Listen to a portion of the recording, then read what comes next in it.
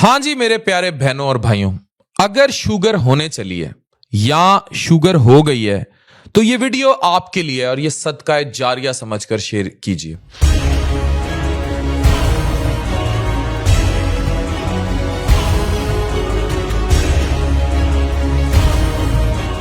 आपको शुगर होने चली है, प्री डायबिटिक है या हो चुकी है, रिपोर्ट्स में बॉर्डर लाइन शुगर आ रहा है, प्री डायबिटीज यानी आ रहा है, या फिर खाने के बाद एकदम स्पाइक्स बढ़ रही हैं, शुगर कंट्रोल नहीं हो रही, तो आपको मैं कुछ ऐसी चीजें बताऊंगा जो डाइट और लाइफस्टाइल में करके बगैर किसी दवाई के आप शुगर वापस ले आएंगे।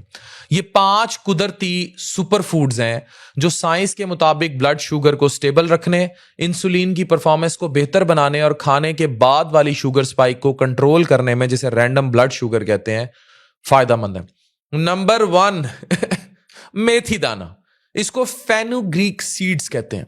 मेथी के बीज सॉल्युबल फाइबर से भरपूर होते हैं और इनमें एक खास अमाइनो एसिड होता है जो कार्बोहाइड्रेट्स, ये समोसे, पकौड़े, पराठे, इनकी एब्जॉर्प्शन को स्लो कर देता है। जब ग्लूकोज धीरे धीरे ब्लड में जाता है तो अचानक शुगर ऊपर नहीं जाती।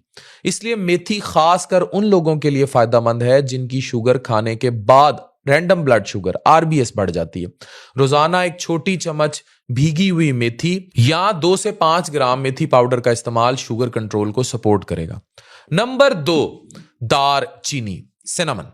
दारचीनी सिर्फ जायके की, पेट की चर्बी भी बहुत अच्छी कम करती है। ये इंसुलिन के काम को स्ट्रांग कर देती है। इसमें मौजूद सिनम एल्डिहाइड और पॉलीफिनॉल्स जिस्म से के इंसुलिन को बेहतर तरीके से यूज करना सिखाते हैं। इसका सीधा फायदा फास्टिंग, जो सुबह आपकी निहार मुंह शुगर होती है, खाली पेट, वो कम करेगी और इंसुलिन रेजिस्टेंस पर काम करता है। रोजाना आधी से एक छोटी चम्मच दारचीनी का मुसलसल इस्तेमाल शुगर लेवल्स को स्टेबल करने में मदद देता है। Number 3 chia seeds.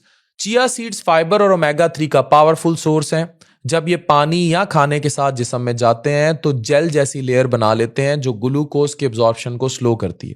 इससे पोस्ट मील शुगर स्पाइक्स कम होती हैं, इंसुलिन की सेंसिटिविटी इंप्रूव होती है और बॉडी की लो ग्रेड इन्फ्लेमेशन भी कम होती है जो डायबिटीज को वर्सन करती है।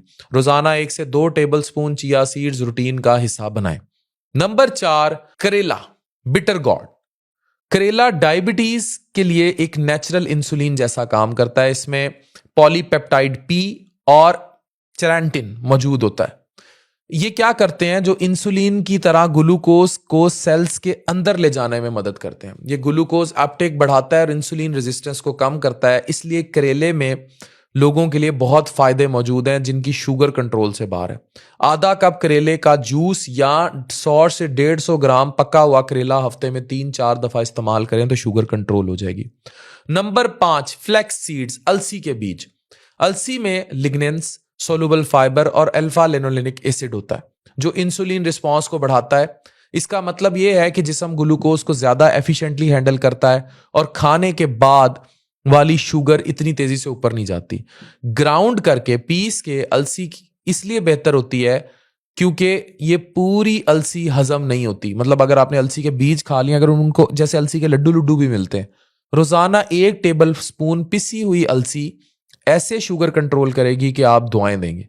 याद रखिए, अगर शुगर होने चली है तो ये वक्त है ब्रेक लगाने का। वजन कम कीजिए, पेट के गिर्द चर्बी कम कीजिए, कोलेस्ट्रॉल, तेल, ये गंदे तेल वगैरह ये अवॉइड कीजिए, सुपर फूड्स को जिंदगी में लेकर आइए, रेगुलर डाइट कीजिए, एक्सरसाइज कीजिए। और अगर आपको अपनी माँ वालिद से प्यार है और वो इस मसले से जुड़ने जा रहे हैं, प्लीज ये वीडियो उन तक पहुंचाइए।